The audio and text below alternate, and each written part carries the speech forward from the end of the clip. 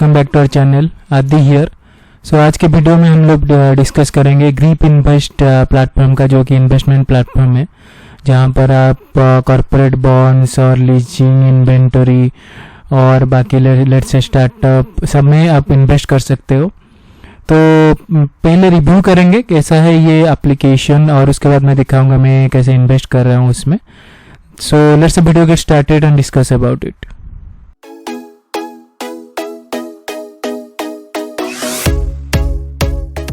पहले देख लेते हैं क्या क्या प्रोडक्ट है इस प्लेटफॉर्म में। उससे पहले बता देना चाहता हूँ ये सिर्फ वेब ऐप है। इसका कोई लेट्स से एंड्रॉयड और iOS ऐप नहीं है, तो आपको वेब पेज से ही एक्सेस करना पड़ेगा। तो प्रोडक्ट में अगर देखेंगे तो पहला प्रोडक्ट आप अगर देखोगे तो बेसिकली आपका कॉर्पोरेट बॉन्ड है, जो कि लिस्टेड अनलिस्टेड दोनों टाइप का बॉन्ड यहाँ पर होता है। सेकंड आपका लीज इन्वेस्टिंग, तो इसके बारे में हम लोग वीडियो में बाद में डिस्कस करेंगे। Then your commercial property investment, उसके बाद आपका इन्वेंटरी फाइनेंस और उसके बाद आपका स्टार्टअप इक्विटी, क्योंकि आप स्टार्टअप में भी इन्वेस्ट कर सकते हो। तो पहले हम डिस्कस करते हैं कॉर्पोरेट बॉन्ड्स। तो most of people must know about corporate bonds और लाइक योर OE12, जहाँ पर भी आपका कॉर्पोरेट बॉन्ड आता है, आप इन्वेस्ट करते हो 10,000 से। और लेट्स से इंडिया बॉन्ड्स हो गया, वहाँ पर भी आप इन्वेस्ट कर सकते हो कॉर्पोरेट बॉन्ड में। बेसिकली ये लिस्टेड अनलिस्टेड दोनों ही आता है। तो बिकॉज अभी आपका RBI ने रूल कर दिया है कि लिस्टेड आना पड़ेगा, तो मोस्टली लिस्टेड ही बॉन्ड आता है।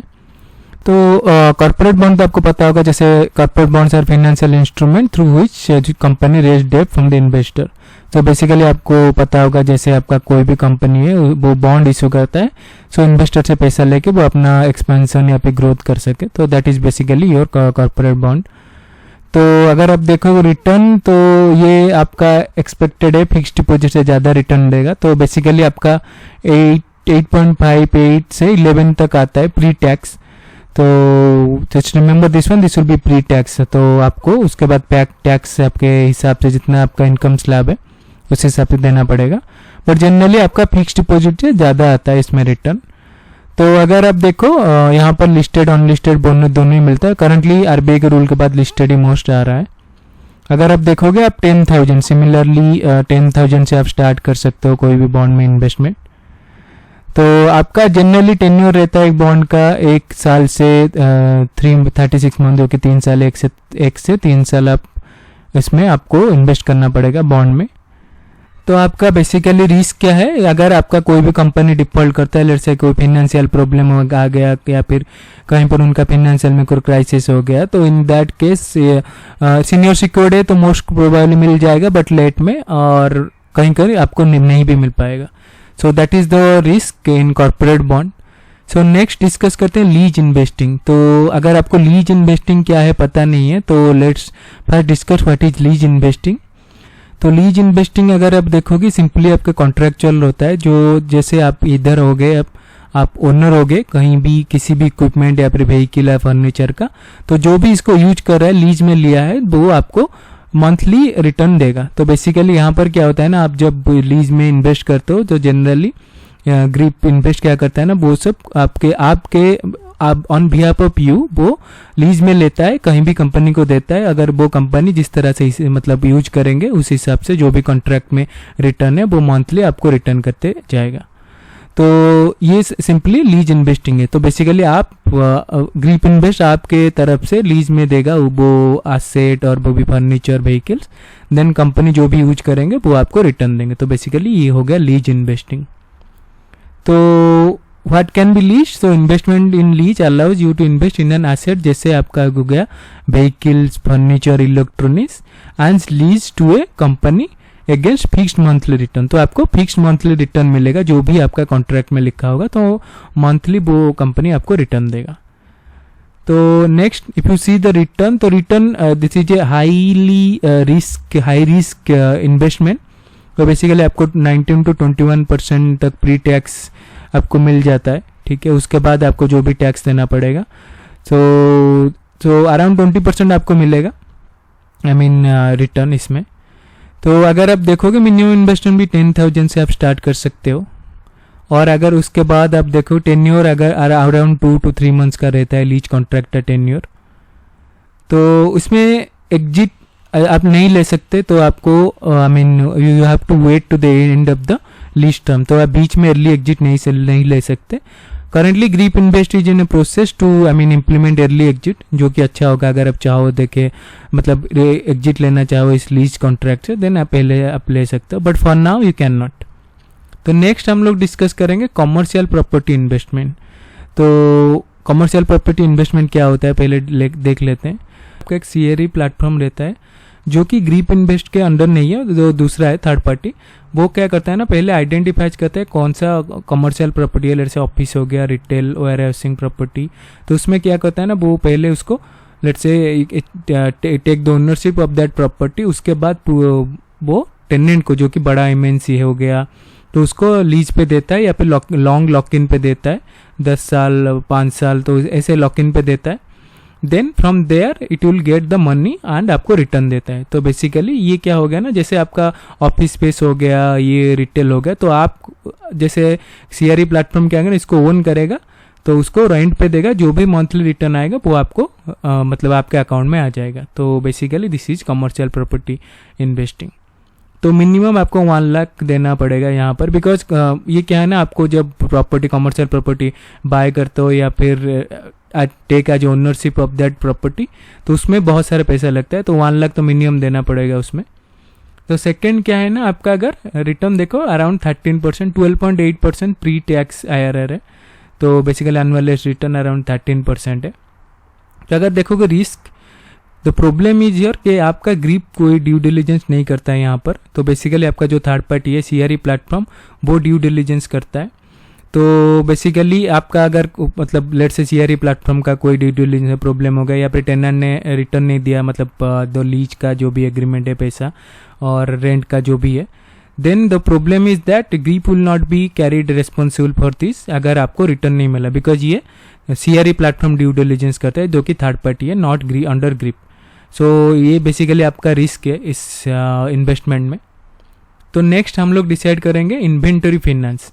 सो बेसिकली ये एक ऐसा इन्वेस्टमेंट है, आपको पता है, तो मैं आपको फिर से बता देता हूँ। तो इन्वेंटरी बेसिकली क्या होता है ना, जैसे कोई कंपनी हो गया या फिर स्टार्टअप हो गया, वो बेसिकली आपका जो भी सेल्स बढ़ाने के लिए पहले इन्वेंटरी आपका क्रिएट करते हैं। तो जनरली आपका क्या कहते हैं, कंपनी में बहुत सारे इन्वेंटरी अपने पास रखते हैं, तो इसके लिए उनको फिनेंस है। So they can not I mean to buy finance I mean inventory, they need money.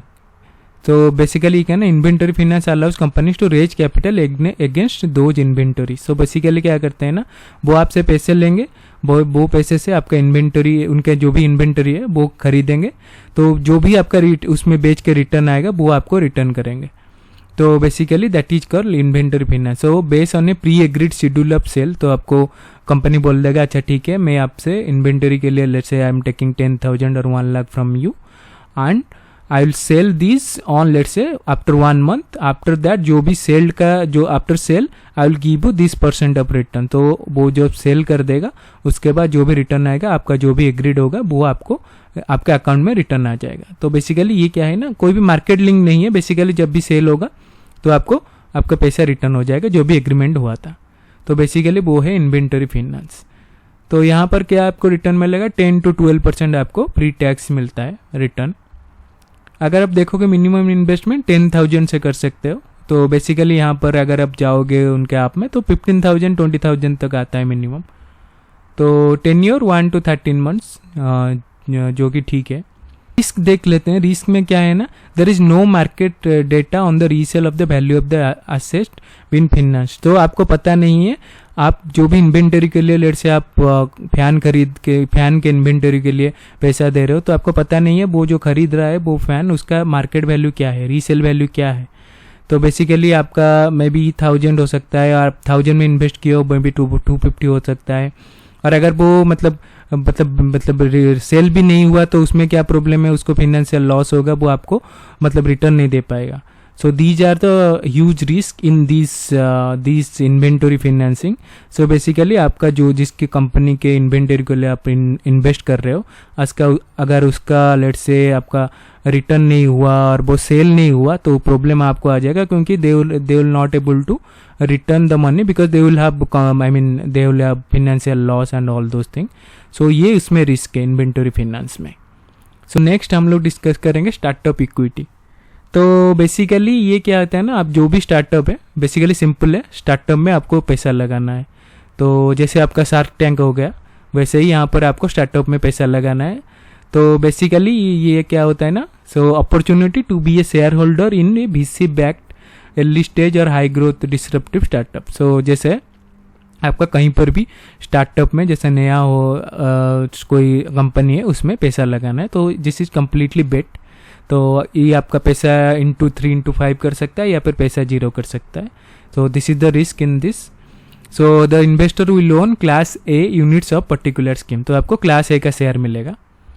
तो अगर आप देखें तो आपको मिनिमम आपको 2 लाख, सो 2 लाख का आपको इन्वेस्टमेंट करना पड़ेगा. बस उससे पहले आपको ये देना पड़ेगा एज एन कंसेंट आपका नेटवर्थ 2 करोड़ से ज़्यादा है, तो उसके बाद ही आप इसमें इन्वेस्ट कर सकते हो. तो आपको अगर देखोगे लॉन्ग टेन्योर तो ऑब्वियसली लॉन्ग टर्म में अगर स्टार्टअप में कर रहे हो तो उसमें क्या है ना, रिस्क क्या है ये आपको मैंने बोला कि high risk high return instrument.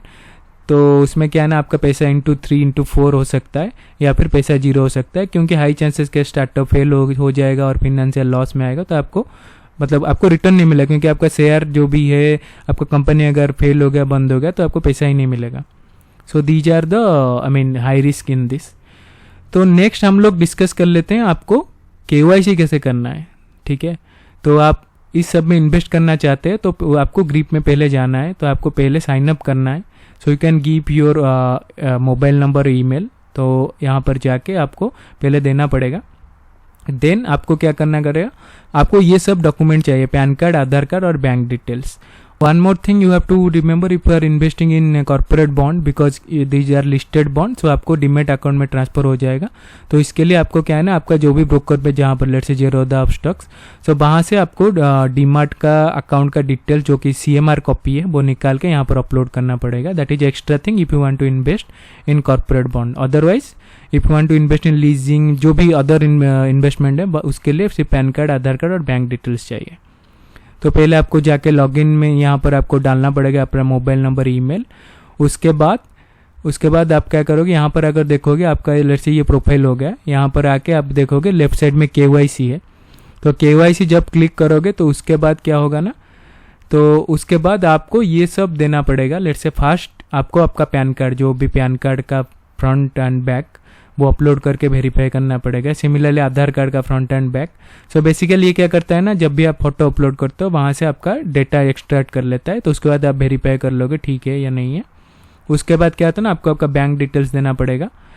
तो ये अराउंड ₹1 आपके बैंक अकाउंट में भेजता है तो टू वेरीफाई.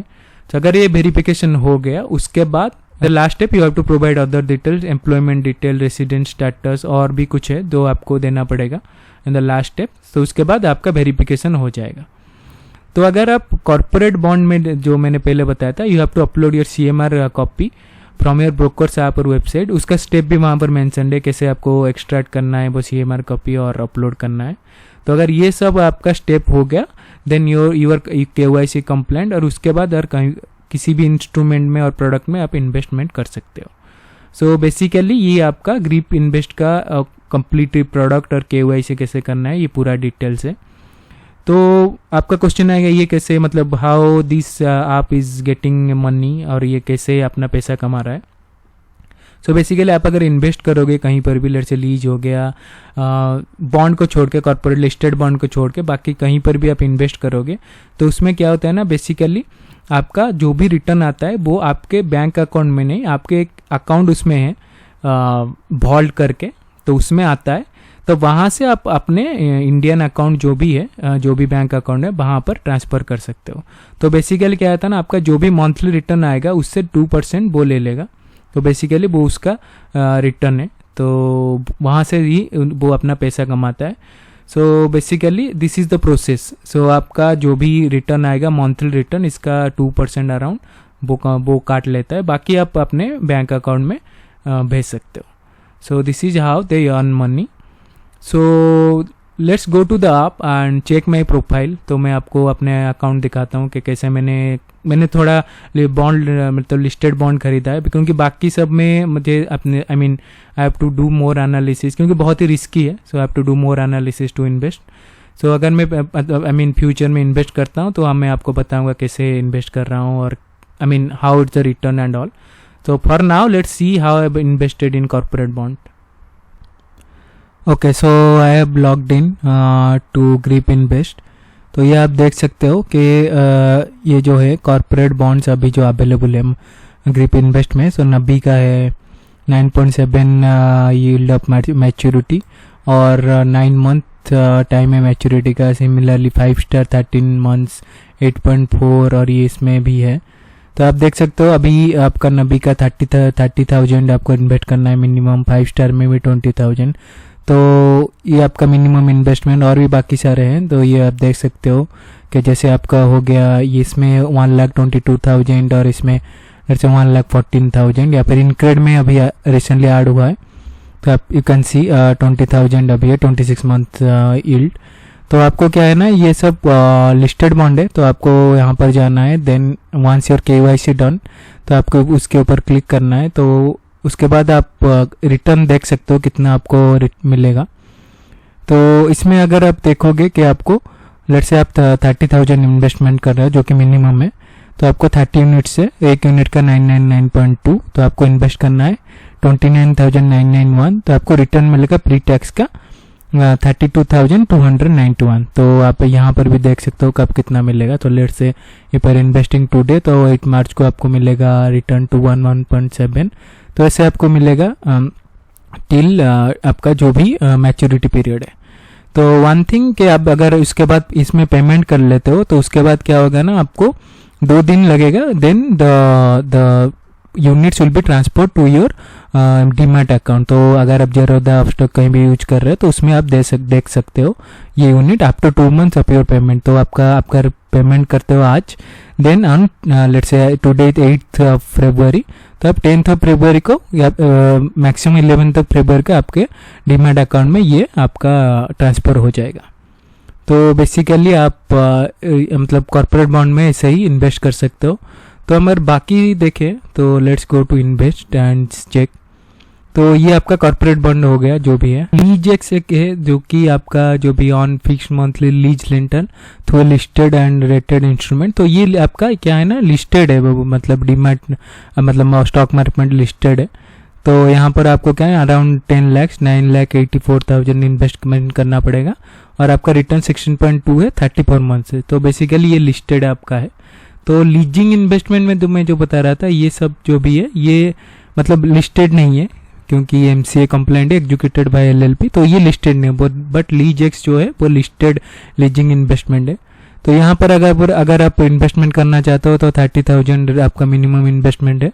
तो अगर देखोगे आपका रिटर्न है जो कि प्री टैक्स है 22.5%. यहाँ पर भी 21.5% है. तो मैंने बताया था अराउंड 20% का वो रिटर्न रहता है यहाँ पर लीजिंग में, लीज इन्वेस्टमेंट में. तो अगर लीज इन्वेस्टमेंट में आप इन्वेस्टमेंट करना चाहते हो तो यहाँ आके आपको इन्वेस्टमेंट करना पड़ेगा, 30,000 देना पड़ेगा. तो इन्वेंटरी फिनेंस जो मैंने बोला था कि इन्वेंटरी फिनेंस में इन्वेस्टमेंट कर सकते हो. तो यहाँ पर अगर देखोगे ये जो है प्लेटो ह्यूमन, तो इसमें आपको क्या है ना 35,000 मिनिमम इन्वेस्टमेंट है और टेन्योर है 3 महीने का. तो उसमें आपको रिटर्न आ रहेगा अराउंड 12.5%, जो मैंने बताया था अराउंड 12.8 to 13% मिलता है. देन स्टार्टअप इक्विटी, तो उसमें मैंने पहले बताया कि आपको मतलब एक्नॉलेजमेंट देना पड़ेगा कि आपका एसेट, आपके पास जो भी नेट एसेट है वो अराउंड 2 करोड़ है, mean excluding all of my principal resident. तो आपके घर को छोड़ के बाकी आपके पास 2 करोड़ का एसेट है. तो उसके बाद ही आप स्टार्टअप में इन्वेस्टमेंट कर सकते हो. तो मैं आपको कंसेंट देना पड़ेगा. तो मेरे पास तो नहीं है इतना पैसा, तो मैं कंसेंट नहीं दे रहा हूँ. तो आपको कमर्शियल प्रॉपर्टी, तो अभी यहाँ पर कोई भी लिस्टेड नहीं है कमर्शियल प्रॉपर्टी डील. तो बाकी अगर लीजिंग इन्वेंटरी उसमें आप इन्वेस्टमेंट करना चाहते हो तो यहाँ आके कर सकते हो, या फिर कॉर्पोरेट बॉन्ड में भी कर सकते हो. तो basically this is how it works. तो यहाँ पर I mean all type of investment are available. तो कॉर्पोरेट बॉन्ड में I will suggest Win12 over grip.